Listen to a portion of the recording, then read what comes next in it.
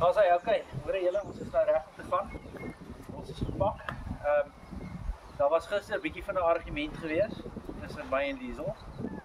Want soos ek vir julle gewys het in die vorige video, toets my battery in die rooi en sy het nog lekker 3 of 4 groen streepies. Toe sê ek nee, maar dis onregverdig vir twee goed. Een is ek moet alles dra hier, al die tools en die goed. En dan ry sy lekker my slipstream baie van die tyd. So die argument het toe nou tot 'n vergelyk gekom. So ek het nou al haar chargers van haar rooi sak gesit. En ek het net my voetjies hier, so ek is lekker lig. Sy gaan ook bietjie voorry en dan hoop ons maak dit hierdie slag beter. Ek wil vir julle sê ek erken ek het gesteel. Ek was gister toe ons daar onder daai afdak inry, toe loop ek al vir 2 dae met nat skoene rond.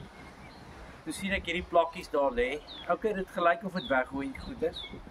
Maar dis nou daar op Hannes se plaaswerker se huis gewees toe nou. Maar ek glo nie hy gaan dit mis nie. Kyk nou daar. Maar ek het dan vir my nou 'n stel plakkies wat ek nou ook mee kan rondhou. En hy sê dis in Malawi, so hierdie is met komplimente van Malawi af. Het ek nou 'n stel lekker plakkies wat ek nou baie bly is oor. Okay, ons is reg.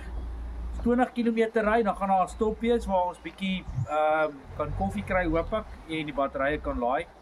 En dan sit nog so 50 km tot by Bredasdorp. So ons sal maar kyk vir blyplek ook as ons nou sien ons gaan Bredasdorp maak, dan sal ons stop.